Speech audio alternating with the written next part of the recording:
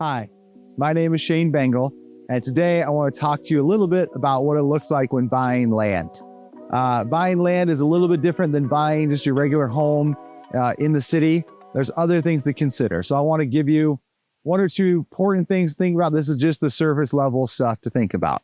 When you're buying a house in town, you don't really think about water, about sewer, because you're connected to the city. But those are probably two of the biggest things to think about when you're either buying raw land like this or even land with a house on it.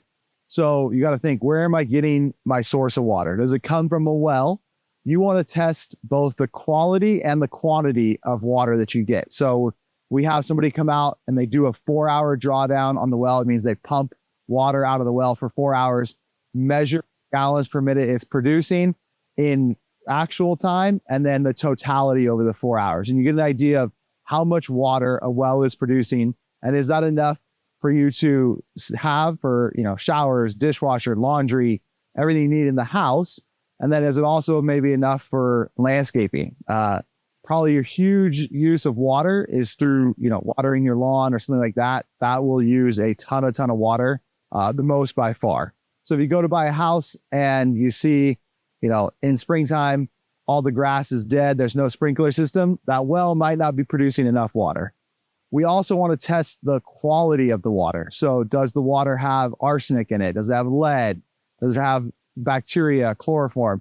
We test these things, take it down to a lab, get a sample, and it gets tested and checked for that. So quality and quantity of water, super, super important. Then you got to think about what you do with your sewer, your wastewater. Does the property have a septic system? Is it rated for the proper amount of bedrooms in the house? Do you have a 2-bedroom house and you have a 2-bedroom septic? Or say you have a 6-bedroom house, I mean, you got a lot of people, but the septic was only rated for 2 people. You may have some issues there. There's other things to check with the septic system. When you purchase the house, it is wise to get that system basically purged. They'll come pump the tank.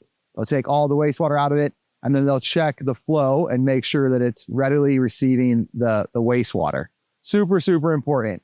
Other things to consider when you're buying land is, do you get the land surveyed to know, where exactly is that? Is the fence line on the proper spot? All of these things. There are many, many more things to consider land, but these are kind of just the surface area things that are important to think about. If you have more questions, please feel free to reach out. I'll always be here to answer your questions.